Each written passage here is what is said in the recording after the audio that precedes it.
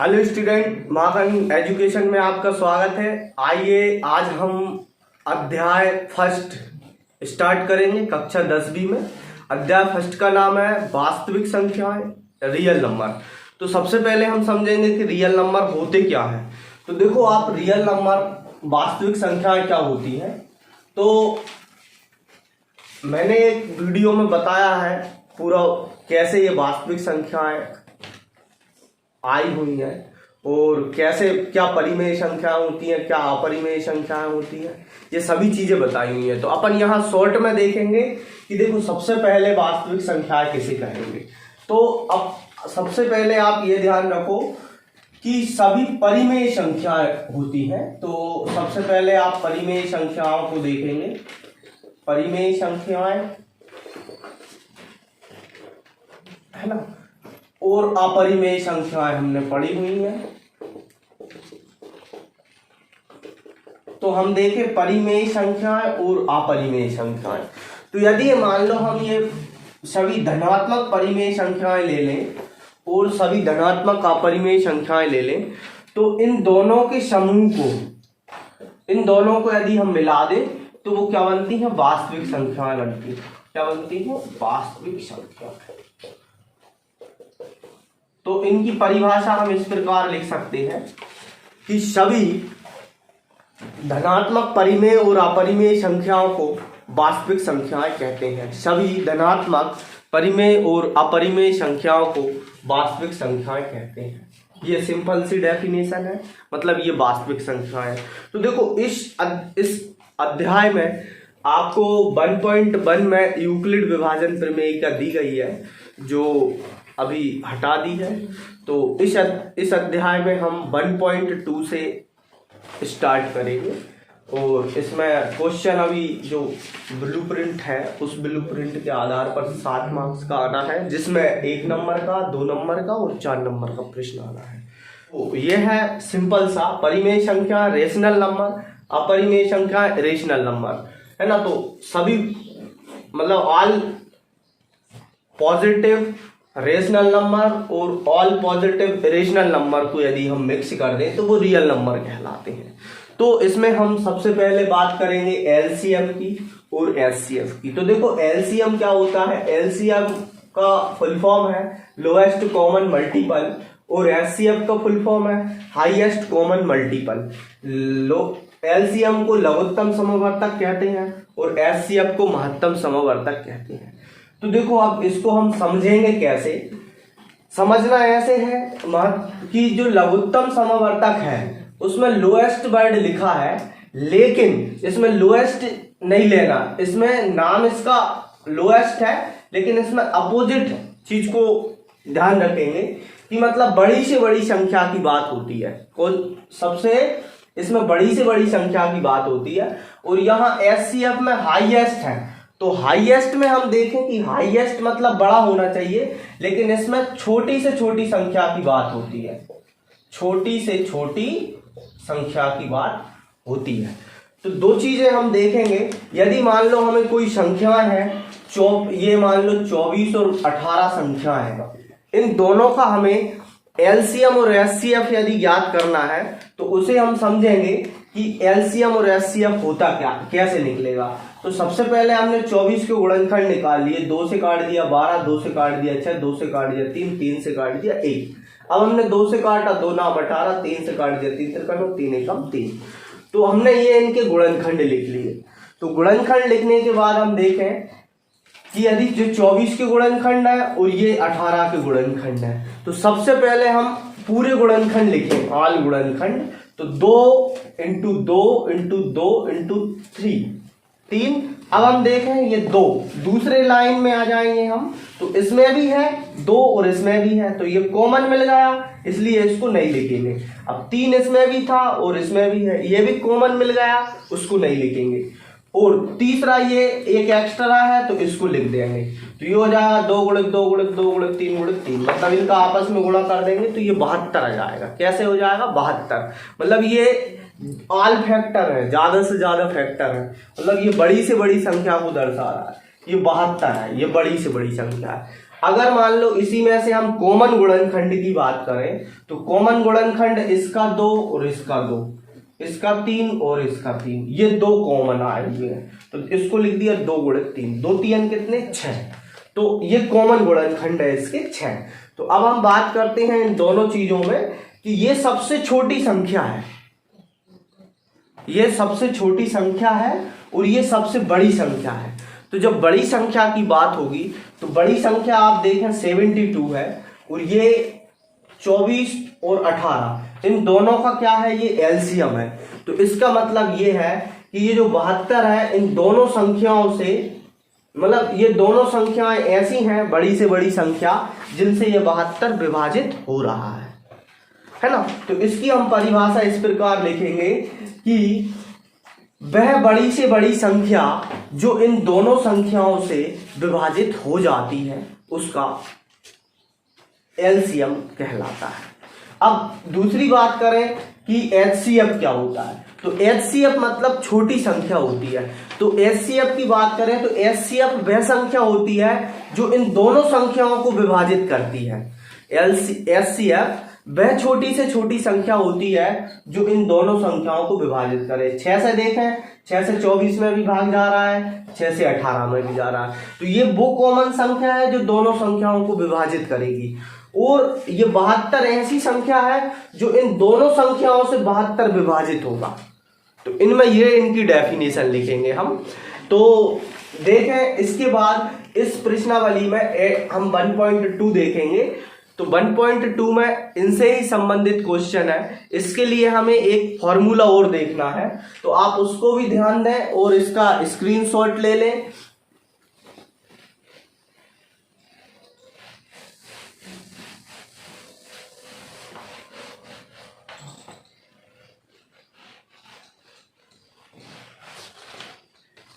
चलो अब देखते हैं इसमें वो फॉर्मूला क्या है कि ये है एलसीएम और ये है एचसीएफ।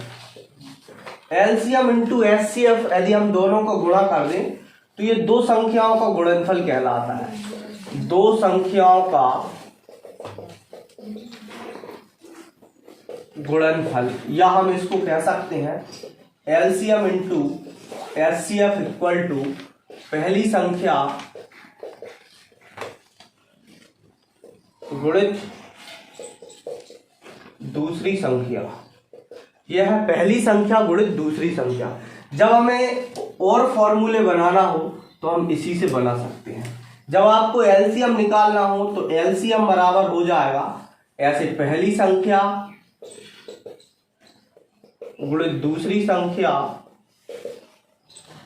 और बटे में एचसीएफ को नीचे लटका देंगे, तो ये एलसीएम का फॉर्मूला बन जाएगा। यदि हम दूसरे फॉर्मूले की बात करें कि हमें एचसीएफ निकालना है तो एचसीएफ को यहीं छोड़ देंगे, एचसीएफ, और ये हो जाएगा पहली संख्या गुणित दूसरी संख्या और बटे में इस एलसीएम को नीचे लटका देंगे, तो ये किसका फॉर्मूला बन जाएगा, एचसीएफ का। यदि हम बात करें अब कि हमें पहली संख्या निकालना हो या दूसरी संख्या निकालना हो तो कैसे निकालेंगे। पहली संख्या का यदि आपको फॉर्मूला बनाना है तो ये पहली संख्या को यहीं छोड़ दो, दूसरी संख्या इनटू में है वो इनके नीचे लटका दो, तो एलसीएम इनटू एचसीएफ बटे दूसरी संख्या, तो ये हो जाएगा दूसरी संख्या। तो ये दूसरी संख्या का फॉर्मूला, मतलब पहली संख्या का फॉर्मूला। यदि हमें दूसरी संख्या निकालना होगी तो दूसरी संख्या बराबर क्या हो जाएगा, ऐसे एलसीएम इनटू एचसीएफ बटे पहली संख्या। तो इससे हम सभी क्वेश्चनों में सभी चीजें निकाल सकते हैं। जब भी कोई हमें तीन चीजों की वैल्यू दी हो और एक चीज याद करना हो तो इस फॉर्मूले की मदद से हम निकाल सकते हैं, और इनसे संबंधित फॉर्मूले, ये सब फॉर्मूलों से संबंधित क्वेश्चन कंपटीशन एग्जाम में भी आते हैं। तो आप इसका स्क्रीनशॉट ले लें। अब हम देखेंगे कि 1.2 में क्वेश्चन क्या कह रहा है।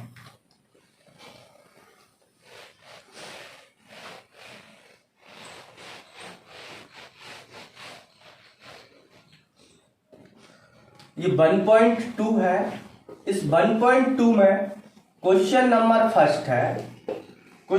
फर्स्ट है कि अभाज्य गुणनखंड ज्ञात करना है। मतलब निम्नलिखित संख्याओं के क्वेश्चन है, निम्नलिखित संख्याओं को अभाज्य गुणनखंडों के गुणनफल के रूप में व्यक्त कीजिए।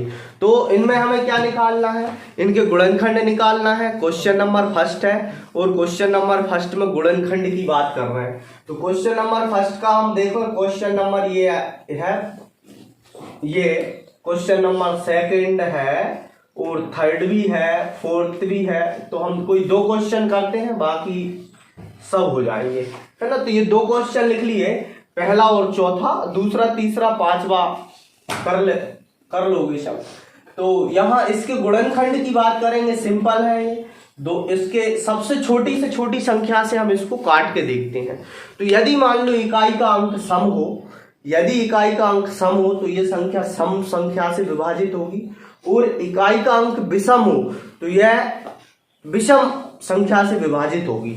तो हम इसमें देखेंगे सबसे पहली चीज कि ये किससे विभाजित हो रहा है। इकाई का अंक सम है तो सम से विभाजित करेंगे, पहले 2 से करेंगे, 2 से नहीं होगा तो 4 से, 4 से नहीं होगा तो 6 से, ऐसे बढ़ते जाएंगे। तो छोटी से छोटी संख्या से विभाजित करते हैं, फिर हम आगे बढ़ते जाते हैं। यदि छोटी संख्या से विभाजित नहीं होता है तो देखें आप, सबसे पहले 2 से काटेंगे, 2 सत्ते 14 और 0 का 0, 2 से काट दिया, 2 3 6, 1 बचेगा, 2 पंजे 10। अब ये इकाई का अंक कैसा है, ये विषम है। जब ये इकाई का अंक विषम है तो ये विषम संख्या से ही कटेगा। ये सम था तो सम से कटा था, अब विषम है तो विषम से। तो 3 से देखें, 3 से नहीं कटेगा।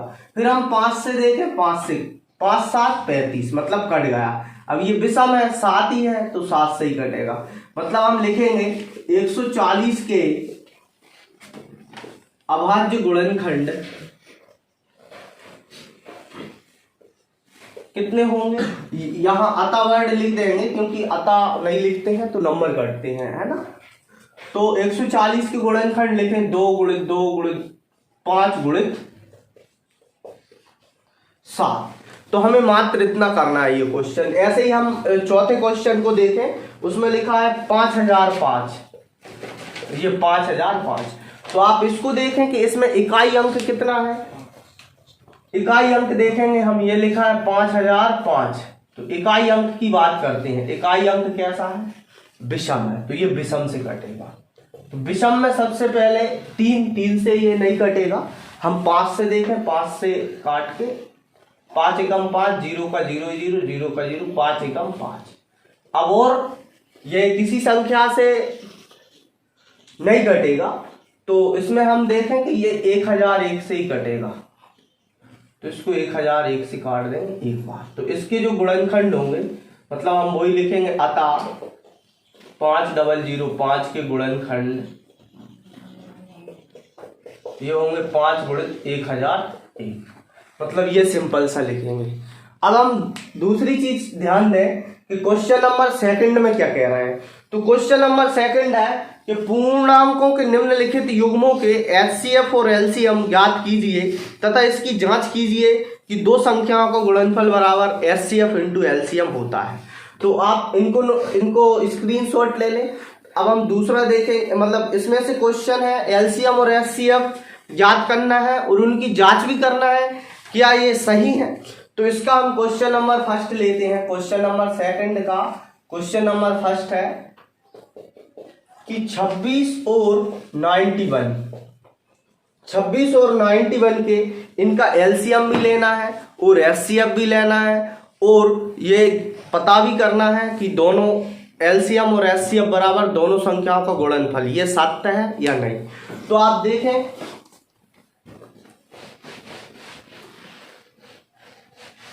इसके जैसे इसके दूसरा और तीसरा क्वेश्चन भी होगा। तो देखो, सबसे पहले हम इसके गुणनखंड देखें 26 के गुणनखंड 2 से काट दिया, 2 एकम 2 और 2 3 6। फिर हम यहाँ 13 से डिवाइड करेंगे, 13 एकम 13। 91 को देखें सबसे पहले 7 से, 7 एकम 7, 2 बचेंगे, 2 पे 1 21, 7 तिया 21, फिर 13 से कैंसिल करेंगे, 13 एकम 13, ये है इसके गुणनखंड। अब आप देखें यहां लिख दो 26 के गुणनखंड, 26 के गुणनखंड कितने हो जाएंगे, 2 इंटू 13, और 91 के गुणनखंड, 91 के गुणनखंड 7 गुणित 13, ये है।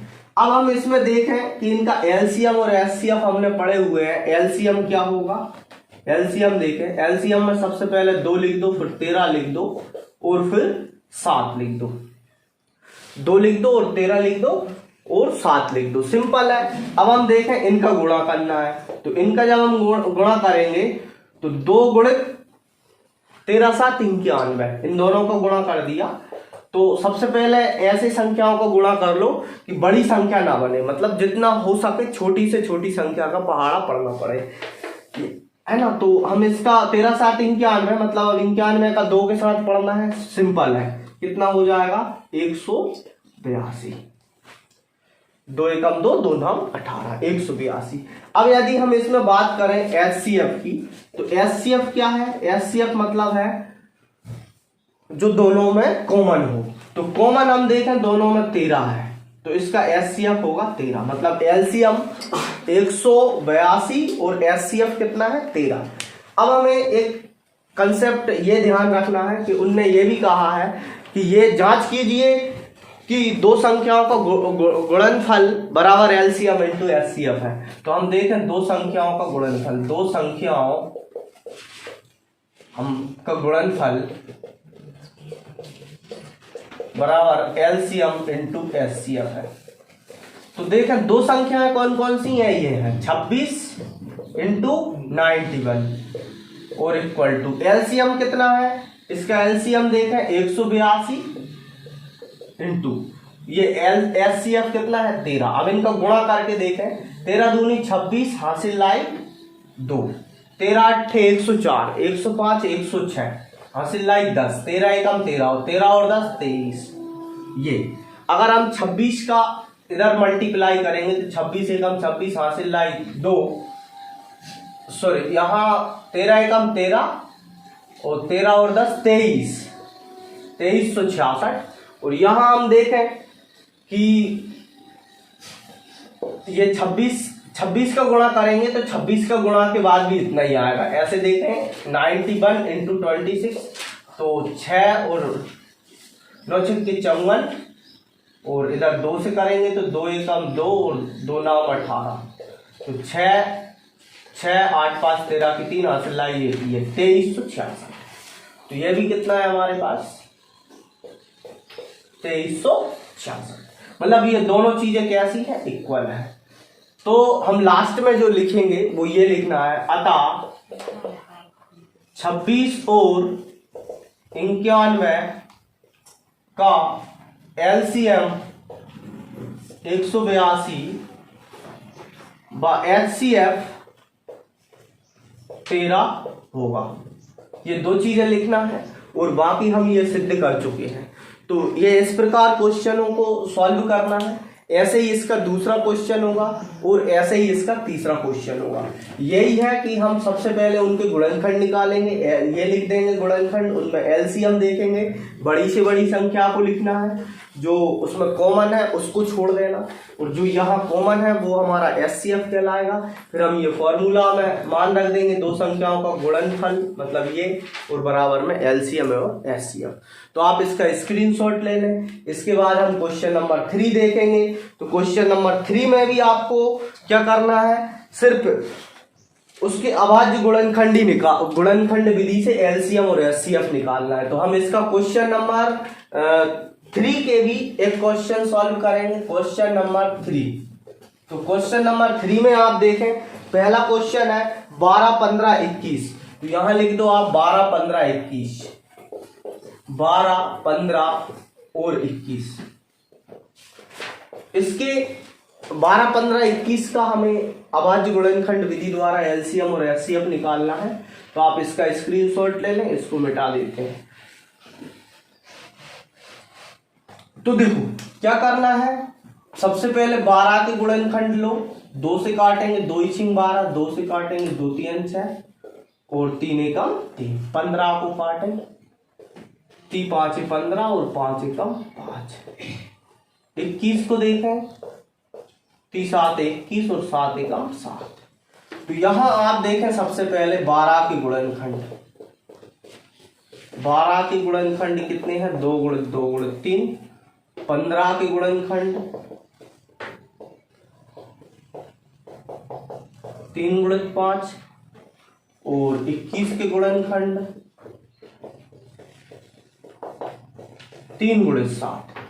तो ये है इनके गुणनखंड। अब इसमें आपको सबसे पहले एलसीएम और एचसीएफ चेक करना है।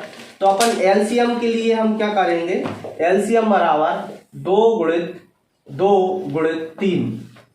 अब देखिए नेक्स्ट लाइन में 3 आ चुका है, ये 3 इधर भी कॉमन है, इधर भी कॉमन है, इधर भी कॉमन है। बस इस 3 को छोड़ के बाकी सबको लिख दो। ये लिख दिए, एक बार 3 लिख दिया, इंटू 5 इंटू 7। बस इनके हम गुणनखंड, इनको हम सॉल्व कर लेंगे गुणा करके। तो 7 पन्ना 35, 35 दूनी 70 और 35 दिया 105, मतलब ये 2 दूनी 4 गुणित 7 पन्ना 35 और 35 दिया 105, 35 दूनी 70, 35 दिया 105। हम इनका गुणा करेंगे तो ये हो जाएगा हमारे पास 4 पंजे 20 और 4 एकम 4, 420। अब हम बात करते हैं एचसीएफ की। तो एचसीएफ कितना है इसमें? जो 3 इन दोनों कॉमन दिख रहा है तीनों में, वो उसका एचसीएफ कहलाएगा। और लास्ट में हम लिख देंगे अतः 12 15 और 21 का 12 15 और 21 का एलसीएम 420 तथा एचसीएफ 3 होगा। तो ये है सिंपल सा क्वेश्चन। आप इस तरीके से इसके दोनों क्वेश्चन और कर सकते हैं। इसके बाद हम आपको क्वेश्चन नंबर 4 अगली वीडियो में लेकर आएंगे, जो बहुत मोस्ट इम्पोर्टेंट है। और आप हमारी वीडियो को देखते रहिए। यदि हमारी वीडियो पसंद आए तो आप इन्हें शेयर करें, लाइक करें और हमारे चैनल माखन एजुकेशन को सब्सक्राइब करें। हम आपको इसी प्रकार टॉपिक वाइज वीडियो प्रोवाइड कराते रहेंगे। धन्यवाद।